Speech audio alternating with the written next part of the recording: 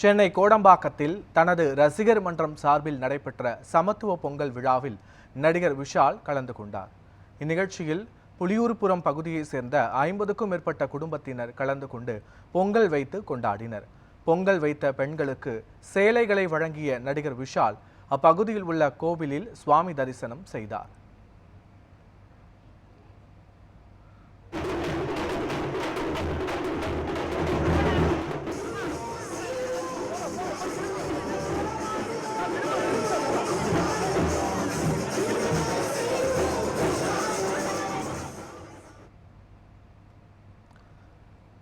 பின்னர் பேட்டியளித்த நடிகர் விஷால், நடிகர் சங்க கட்டிடத்திற்கு விஜயகாந்த் பெயர் வைக்க வேண்டும் என்ற முடிவை தாம் தனிச்சையாக எடுக்க இயலாது என்றும் அந்த கோரிக்கை நிச்சயமாக பரிசீலனை செய்யப்படும் என்றும் தெரிவித்தார்.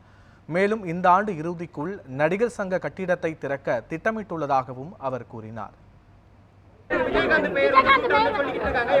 அதுதாங்க ஒரே ஒரு விஷயம். முதல்ல வந்து இது வந்து நான் தனிப்பட்ட ரீதியா வந்து நான் முடிவெடுக்க முடியாது. இது வந்து பரிசீலனை பண்ண வேண்டிய விஷயம், வந்து பொதுக்குழுல பரிசீலனை பண்ண வேண்டிய விஷயம். கட்டட வேலைகள் கண்டிப்பாக நாங்க மும்முரமா இறங்கி அதாவது இந்த வருடம் டிசம்பர் மாதமோ இல்ல அடுத்த வருடம் பிப்ரவரி மாதத்துக்குள்ள கண்டிப்பா முடிக்கணும்ன்ற ஒரு உணர்வோட ஒரு கட்டாயத்தோட நாங்க வந்து செயல்பட போறோம். கண்டிப்பா இது பரிசீலனை செய்யப்படும்.